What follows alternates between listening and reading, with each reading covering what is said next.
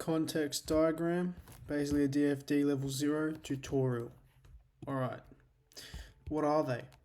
A context diagram, also known as a level 0 data flow diagram, is used to give an overview of an entire system. This type of diagram is also known as a context diagram. Okay, in a level 0 DFD, there is only one circle, a process that represents an entire system. The purpose of the diagram is to display expected inputs and outputs related to the system stemming from various external entities. Symbols. First, we have the external entity, which basically is an element that inputs data into a system and or retrieves information from the system.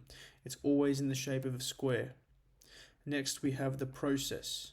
The process is always a circle, and that's all that it represents. And it's basically for actions that take place on data, they turn it into information. In this case of a level 0 data flow diagram, there is only one process symbol that represents an entire system. As I said, a circle. Next, we have a data flow line. Alright, a flow line is an illustrated movement of data from one entity process to another. A data flow line is supported by text stating what data is being sent or retrieved. Here is an example of a context diagram or data flow diagram level 0. This is for a speed camera. So as you can see on this side, this text shows the driver. The photo or the camera takes a photo of the speed of the vehicle.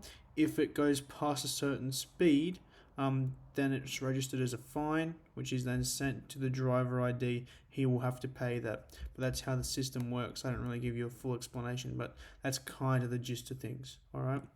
So what's the big deal with data flow diagrams? Now, this is a much more complex diagram or context diagram. This is a much higher level than the level 0 ones, but they are very important for displaying information about systems. So that's it.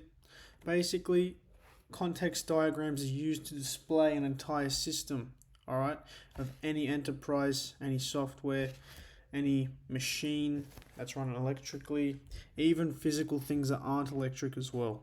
Context diagrams are used to display information about a system and how it works for anything.